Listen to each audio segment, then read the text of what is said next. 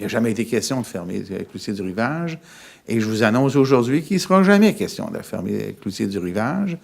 Mais aujourd'hui, en plus, je vous fais l'annonce formelle que nous avons pris des décisions, fait des dérogations pour que des médecins viennent s'installer ici, en plus, pour assurer que le corps médical soit en nombre suffisant pour maintenir Cloutier du Rivage en fonction de façon permanente, et c'est permanent, et que les services soient offerts à la population tels que vous l'attendez. Donc, une présence médicale de 8 heures à 22 heures, 7 jours sur 7.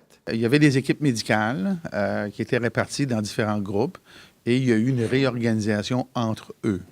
Et la réorganisation a fait en sorte que le groupe du char à Trois-Rivières a finalement convenu, après toutes ces démarches internes-là, de prendre en charge de façon permanente Cloutier du Rivage.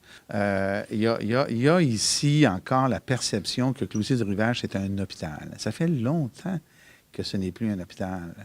Ça fait longtemps qu'il n'y a plus personne qui est hospitalisé, là. Il n'y a personne qui passe la nuit ici. Ça fait des années, là. Alors, il y a encore cette impression-là, je comprends, c'est la culture, c'est l'histoire, c'est le patrimoine du Cap-de-la-Madeleine. OK? Mais ça fait longtemps que le statut fonctionnel a changé. Alors, aujourd'hui, il n'y aura pas de transformation autre que le nom, peut-être. Mais ce que c'est aujourd'hui, c'est ce que ça va être dans le futur. Et ce que c'est aujourd'hui, ça fait bien longtemps que c'est comme ça, là.